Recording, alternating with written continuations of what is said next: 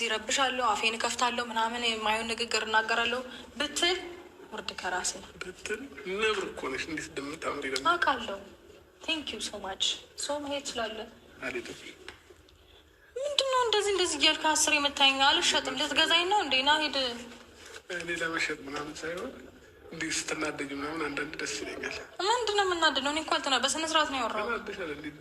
የማይሆን ንግግር ስትናገር ግን በጣም ነው የምታስጠላው። አውቀው። እሺ ሄዶ ደዛ ሰይጣን ይሳምክ። ሄዶ ደዛ ውጣ። ተረጋጊ።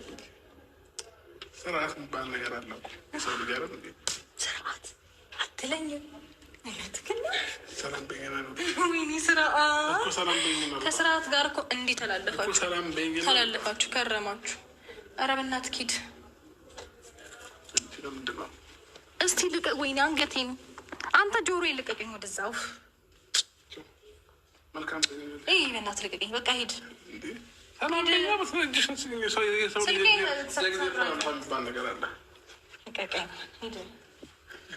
ሂድ ዙርና ሂድ ውጣ። በቃ ጣጥቼ ምናምን መስሎሽ ነው እንዴ? እንደዛ ነው የሚመስልሽ? ተቃጠል ያለ ልብስ። ቻው፣ ደህና ሁኚ። እሺ። አሰላሙ አለይኩም ወራህመቱላሂ ወበረካቱ። ውድ ቤተሰቦቼ ሰላም ብያለሁ። በያላችሁበት ሰላማችሁ ብዙ ተረፍረፍ ይበልልኝ። ይህንን ቪዲዮ ከወደዳችሁ ላይክ፣ ሼር፣ ሰብስክራይብ እያደረጋችሁ ቤተሰቡ ነው ለምታበረታቱኝ ከልብ አመሰግናለሁ።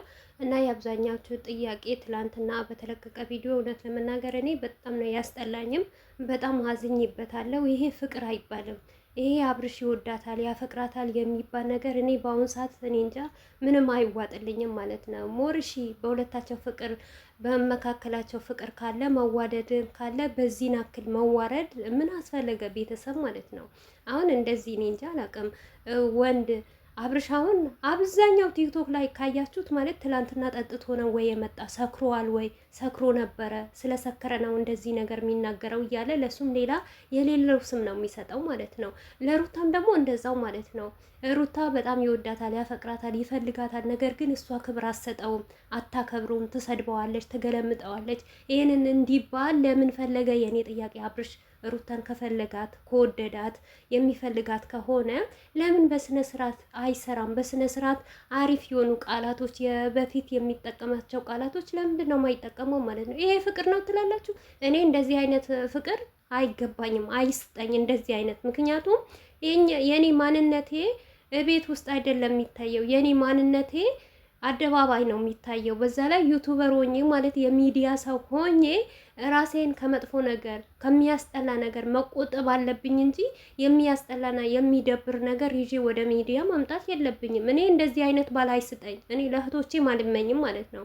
ምክንያቱም ቀን ከሄርሜላ እንደፈለገ ሲያሽቃብጥ ሲዞር የትም ቦታ እንደ ቦርሳ አንጠልጥሏት ይሄዳል።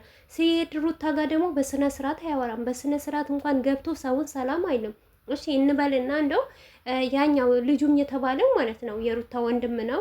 ሴትዮዋም ደግሞ የሩታ አክስት ናት ማለት ነው። እና በአክስቷና በወንድሟ አጠገብ ትላንትና የተጠቀማቸው ቃላቶች ተግባብ ነው ብላችሁ ታስባላችሁ? እንዴ የሰው ልጅ እንዴት ነው የትኛው ባል ነው የሚስቱ ቤተሰቦች ሌባ ናቸው የሚል ተጠንቀቁ የሚል ማለት ነው? ሰራተኝነት ቅጠሪው የሚል ማለት ነው?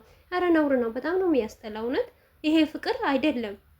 ይሄ ጥላቻ ነው። እኔ እንደውም እኔ እንጃ አብርሽ የሆነ በሰበብ አድርጎ ሩታን ቤት ውስጥ አስገብቶ ሊበቀላት እየመሰለኝ ነው ማለት ነው። በዚህ ናክል ቤት የራስ ቤት አይደለም የክራይ ቤት ነው እንዴ። ከዚህም የበለጠ እኮ አላህ እኮ ሲሰጠን እኮ ትልቅ ናይማ ይሰጠናል እኮ ትልቅ ነገር ይሰጠናል። ነገር ግን ያ የሰጠን ነገር ካልተማርንበት ካልሰራንበት እኔ አላቅም። የአብርሽ ነገር እኔ በጣም ግራ እየገባኝ ነው። ምክንያቱም እስከ መቼ ድረስ ራሱን ዝቅ እያረገ ሚስቱን ዝቅ እያረገ ልጁን ዝቅ እያረገ ለሚዲያ ሊኖር ነው? አሁን ደግሞ ልጁም ተደገመ የእነሱ አንሱ ማለት ነው። የሚዲያ ሰው እኮ እንደፈለገ ይሸቅል እንጂ ለአብርሽ የሚጨነቅ የለም።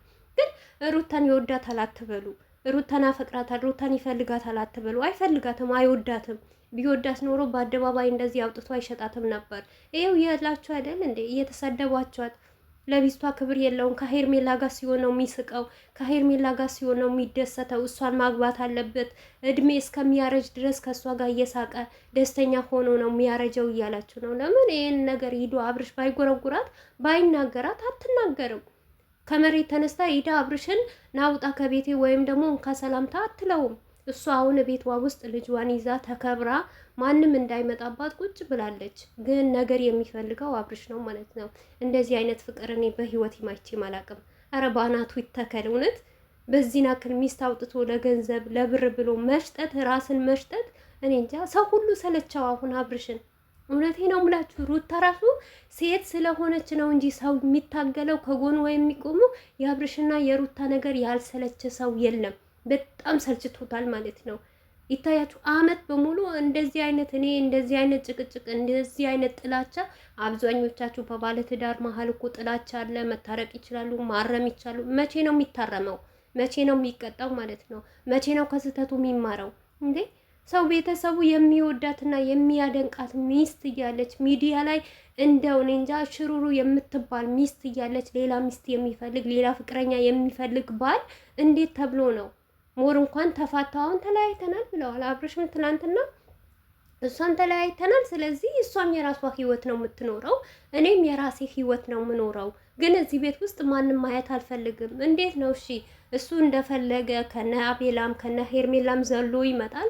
እሷ ግን ቤት ውስጥ እንዴት ሆና ነው የምትኖረው? ሰው ማየት የለባትም? ከሰው ጋር መገናኘት የለባትም? በቃ ይሄንን ግንብ ሰጥቷታል። በግንቡ ውስጥ አንቺ ለብቻሽን መሮጥ ትችያለሽ። ነውር ነው አይባልም። ይሄ እኔ እንጃ አብርሽ የጥላቻ ጥግ ያለበት ነው የመሰለኝ የትላንትና ቪዲዮ ማለት ነው። ደግሞ እኔ እንጃ አንዳንዴ ለምትናገሩት ነገር ራሱ የሆነ ገደቤት አይኖራቸው አንዳንዶች አላችሁ ሰገጤዎች ማለት ነው።